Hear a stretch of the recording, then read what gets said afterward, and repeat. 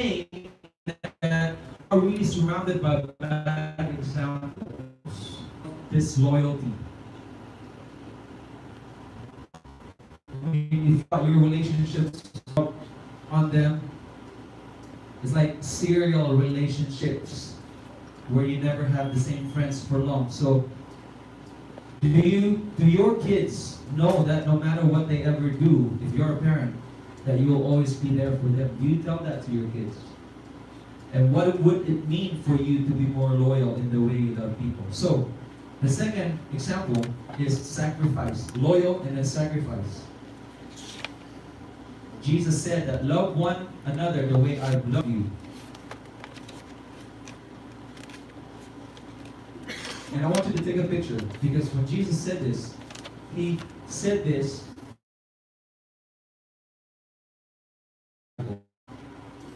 foot. That was actually a normal thing to do. So hindi naman kasi sementado yung daan nila nun. Wala naman silang highway. Wala naman silang bypass katulad sa Raya ng Luna. Okay, proud. So the roads were actually dusty and everyone doesn't have Nike, Adidas, sandals lang nun, Crocs. Oh, they don't have socks. Di ba uso? So everyone would be wearing sandals. So when you come to someone's house, you show up to someone's home, you would take your sandals off, and then when you showed up at someone, that was actually a common tradition to have your feet washed. Siyempre, ayaw mo namang dumi-dumihan yung bahay namin. So, hugasan yung paa mo. So what would happen is the owner of the home, not the owner of the home that will be washing the feet. Yeah? Oh, Bunso. Saan si Bunso? Bunso Jason. Hugasan mo tong paa ni Rodrigo. So, the reason this was shocking is that in the room, if you everybody, Jesus is the highest ranking officer. But yet he did the very lowest thing, or lowest ranked person would do in the house. And he acted like a servant. And he even did it for the one he knew. The crazy part is he did it to the one he knew that was going to betray him. He also did it to the one he knew that was going to be disloyal to him. Amen? He sacrificed his comfort and his status and reputation, and the next day he would sacrifice even much more. Much more than just washing somebody's feet. He would die on a cross. And then he said, what I just did, love each other like that. No matter what your status is, no matter what your feeling is, no matter what this person did to you, love each other just like I have loved you. That's your example. I want us to break the spirit of familiarity in this house. Okay?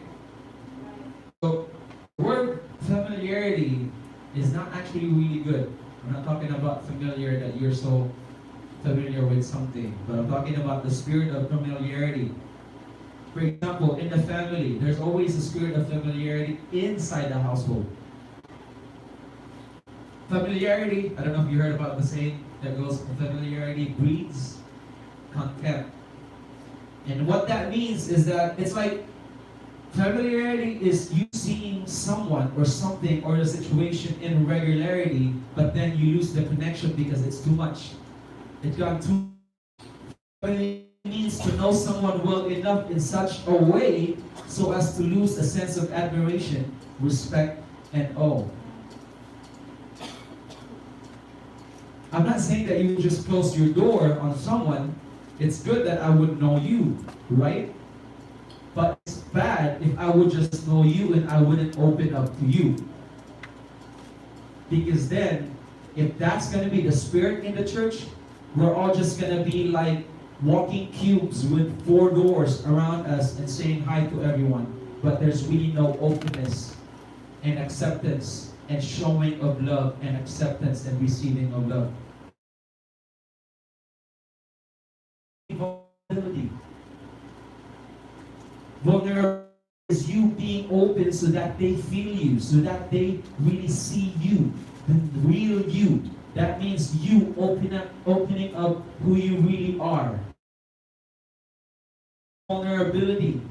And I would love that because that's the real me. We become too familiar that we don't put much value to that one thing anymore. We don't care about the feelings anymore. There should be vulnerability. And no wonder, sa bahay, no? In the house. Sino dito ang nagbe-bless pa sa parents nila? When you walk in the house. Filipino culture. Wala na nagmamano sa parents nila? Who kisses their mom and their... Okay, if you're a parent, who kisses their kids? Regularly. Good. Okay? Malaki na daw.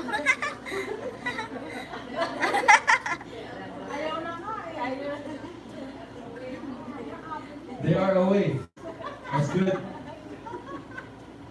Let me tell you this. One thing that I really had to, I'm not trying to be sip, but I feel like I needed that connection with my dad. So growing up, I never really felt a kiss from my dad.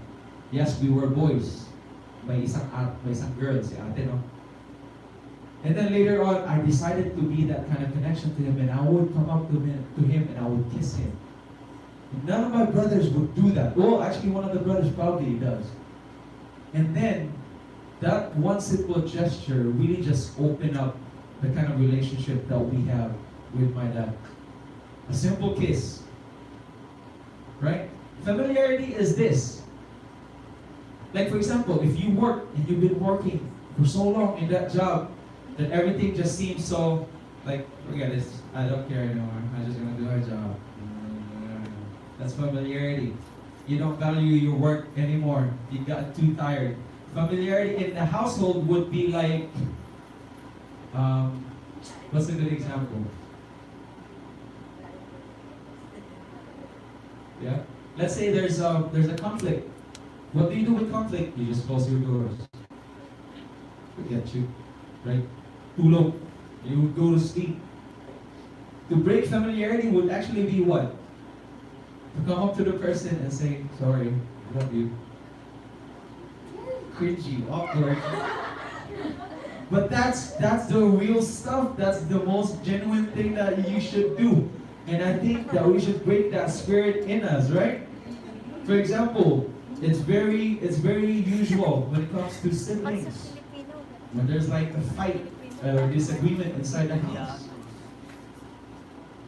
Or another example with familiarity is that you walk inside the house, you don't say hi, you just like, oh, there's my mom, there's my dad, or my daughter, there's my son. Just go walk it straight to the room, and then, like nothing. That's familiarity. The opposite of that is when you walk in, and then Piolo Pascual nasa bahay nyo. Ha! Piolo Pascual!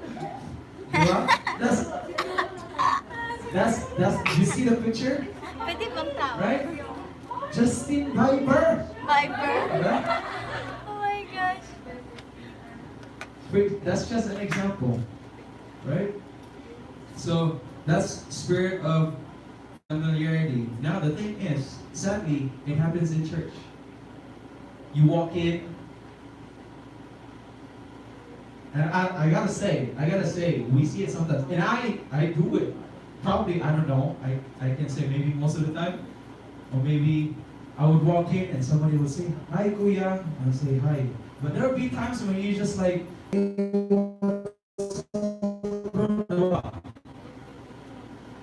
how many of you are honest with that? Come on, I'm not the only one here, I believe. Yeah?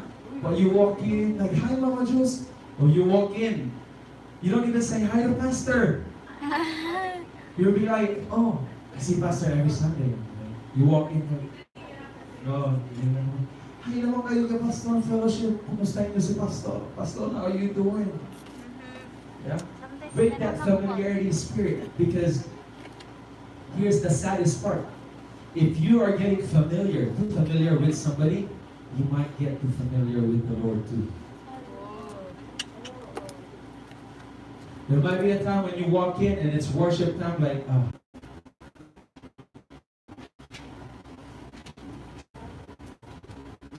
they sacrifice. I'm sorry. When your friend just had a miscarriage, or when your friend, we had a story in our church, shared to Jason that last night he had was it 23? A 23-year-old girl died in his arms because she had a seizure and her heart stopped. How are you gonna minister to him? And here comes Shane asking the existence of God and questioning, not asking, but questioning. So pray for Shane. So what does loving that person mean? It means sacrificing your time. It means sacrificing and giving, or sacrificing your convenience on what you'd rather do at the moment. Say, and God is teaching us to sacrifice those things for the sake of love, just like Jesus did for us. Now the third example is pursuit. Now loyal, sacrificial, or sacrifice, pursuit. Jesus was sacrificial, and he's very pursuing. I want to give you an example. In the first century, yung mga rabbis, in how they would gain disciples. For them to gain disciples, they would just wait for someone to follow them. Or wait for someone to come up to them and they would consider taking that person on as a disciple. That's how a rabbi would get their disciples. Now, do you know how Jesus did it? It was the other way around. He was the initiative. He went up to people and said, what? Follow me. He said to Peter, follow me. He said to his disciples, follow me. It's a totally approach. In other words, Jesus was very pursuing. He was pursuing people.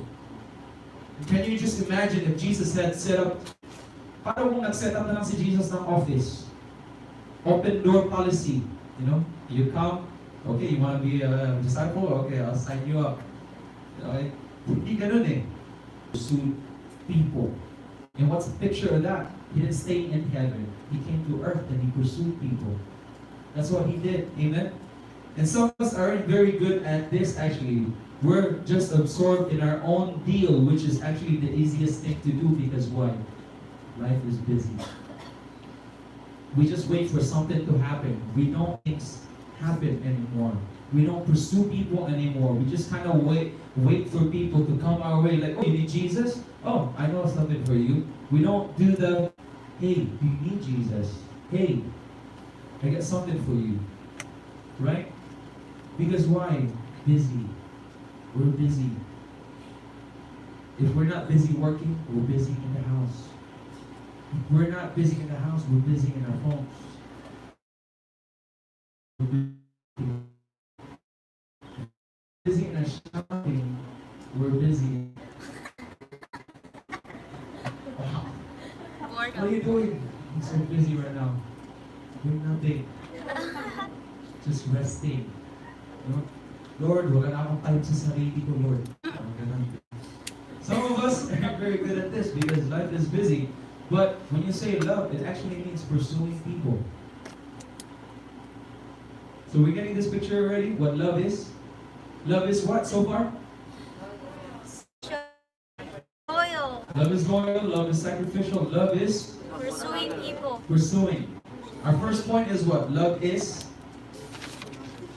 relationship. Love is Command. loyal, sacrificial, And pursue. sacrificial, pursuing another person's well-being. So, where are you? How do you spell pursue? You search for that? Love is pursuing. So, Pursue.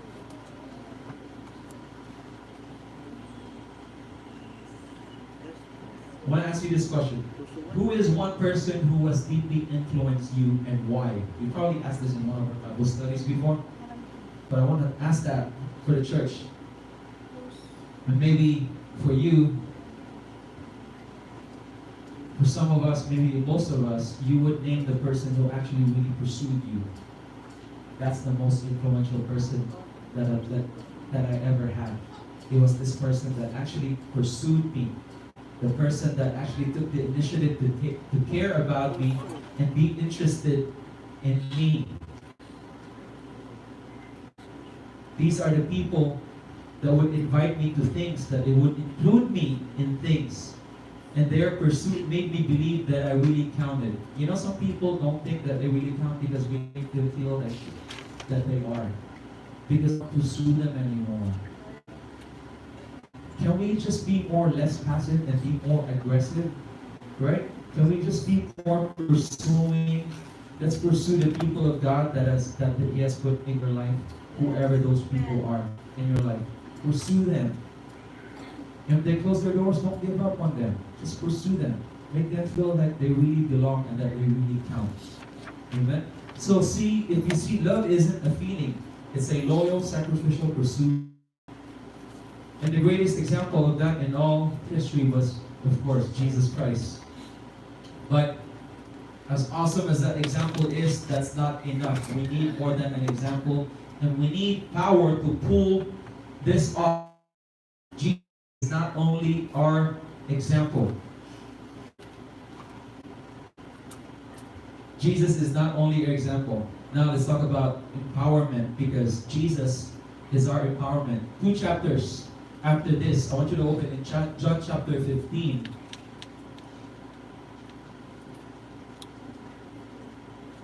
John chapter 15 verses 12 and 13.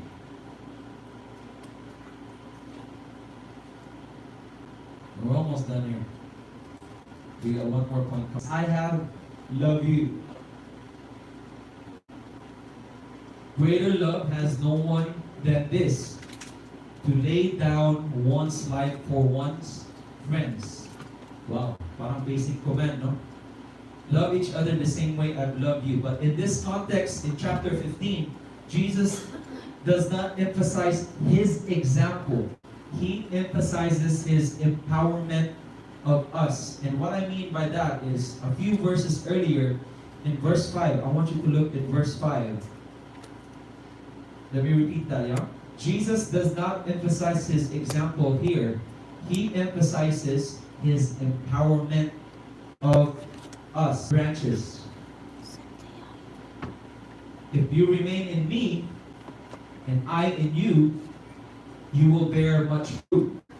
Apart from me, you can do nothing. Now, if we want to picture like a thick, healthy vine with little branches growing off of it, and then grapes grow on the ends of those branches, okay? Vine, branches, grapes in the end. So, in this analogy, you and I are the branches. Jesus is the vine. Of course. We know that. And the grapes symbolizes love. And that means us treating the people around you with loyal, sacrificial pursuit of their well-being. Okay? So you and I, Jesus is the vine, you and I are the branches, the grapes are love. So the point that I'm saying is that a branch does not produce grapes by trying really hard to produce grapes. It's like the branch doesn't say like, man, I'm just gonna focus and concentrating on popping up another grape. Do you think that's how it works? No. It's not the branch that produces the grape. It doesn't work that way.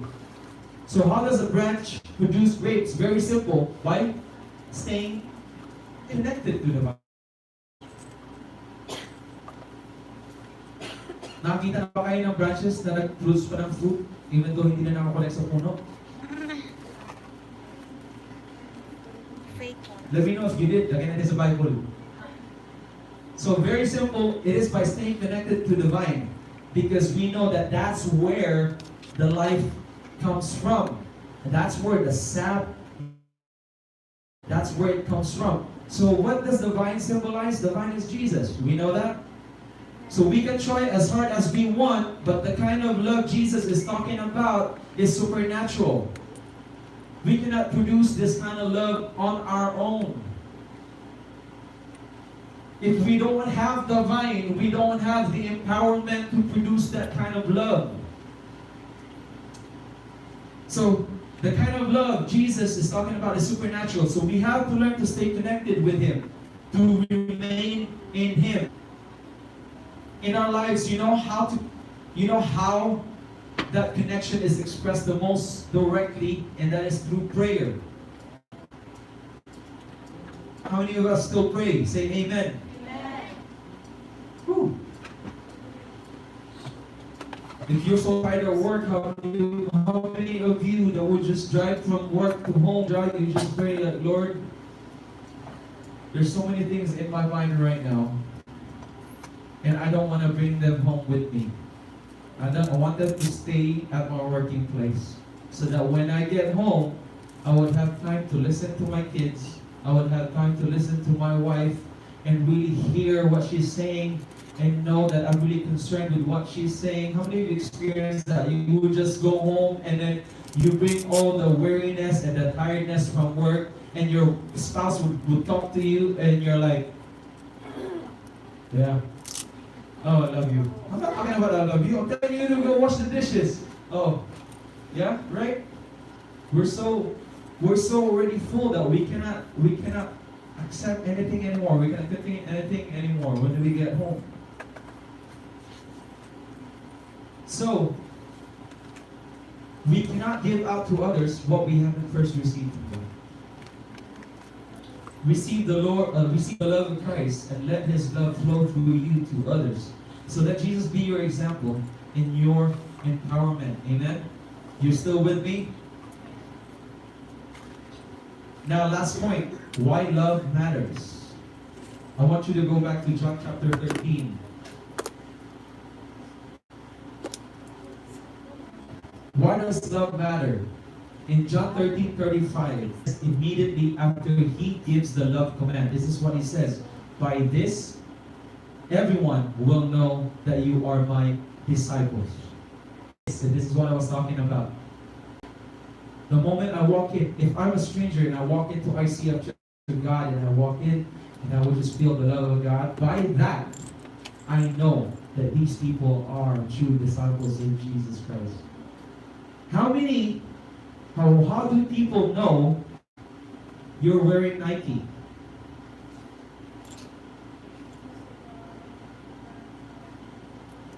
Because of the what? The style. The logo. You can't miss it, right? That's Nike. Now, how does people know you have an iPhone? Was it because you paid $1,000, more than $1,000 in your phone? No. It's because of the Snow White bitten apple in the back of the phone. That's why they know you have an iPhone. How do people know that someone is a disciple of Jesus Christ? Well, according to Jesus, it's by seeing how much we love. Wow. So when we walk into church next week, next Wednesday, we're going to experience love in ICF. Amen? Amen. Can we just do that? Isn't that how it should be? And that's how we break spirit of familiarity. So we're going to give that love. Hey, I haven't loved you past 52 Wednesdays. I just want to love you. I've been mean 365 days.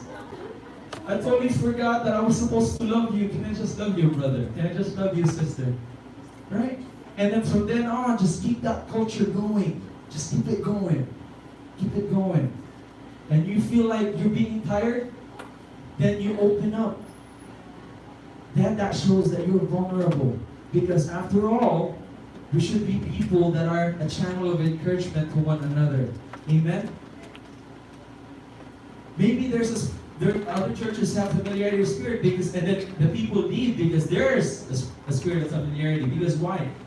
But when it's the same, when it's the new face, we'd be like, oh wow, But if the spirit of familiarity doesn't break at that moment, it only takes so many few Wednesdays for that person to experience it. After one Wednesday, you just like, oh hi, welcome to church. I'm not saying you would put a poker face, okay? You put a masquerade. I'm talking about genuine love. Like I said, we cannot give if we haven't received that kind of love. So make sure that we have experienced that kind of love first. Amen? So how do people know? It's by how much we love. That's the identity of God. That's the brand. I want to do a statistic. Do you think that in the United States in 2017, last year, Christians are known for their one? That's a big question. But I think if you ask people in the mainland, maybe they say yes, which is great, but overall, if we actually think next year love thing when it comes to the church, which is so important, but we forget to communicate the truth with love. And what I meant is that there would be times, there would be people that would just speak the gospel, just lay on them the heavy truth about the gospel, but there's an imbalance of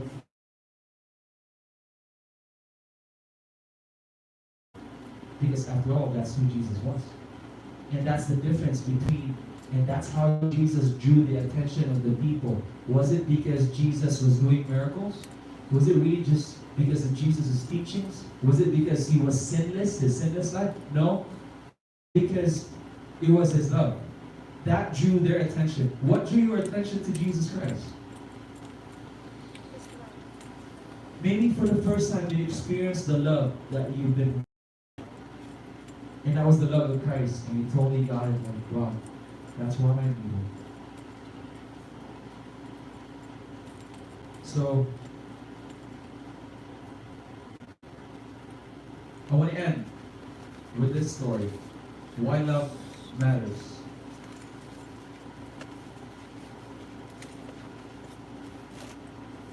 There's a book. And then in this particular book, there's a person in that book that was telling a story about one of his sons. And his son's name was Kep. K-E-P. Kep was the son that was always getting in. And then Larry was the dad. Larry, his father, thought finally Kep is on the right track. So in his third year, he got a call from the school telling him that Kep had broken a pretty serious rule and he was being expelled from college. So the next day, Larry, the dad, got on in the college, he prayed. He said, Lord, I've tried everything I know and I haven't reached my son. And I can't reach him now. I don't know how to do it, but I'm not asking for instruction. I'm asking you to let him see Christ in me. Principles, insights, rebukes just won't right now. He needs to meet you. Give yourself to him through me, please. So he got off to the campus house that his son was renting with friends, and he said it was the strangest thing. The door opened. He didn't feel angry. He said, something from within me poured out toward my son with very ordinary words. I simply said, how can. So the son was so surprised by that it became a turning in his life. Years later, he said to his dad, I did come back to the Lord during that time, but first I came back to you. And no matter what kind of people God has put in your life, what they need most from you is love. No matter what kind of walk in life we have, I know we're all Filipinos. Probably we have different walks of life in the Philippines. But no matter what that is, what I need most from you and what you need most from me is love. Sometimes we make it so complicated. We become so technical. But it's just love. Amen? So love is loyal, sacrificial pursuit of another person's well-being. Let's stand on our feet tonight.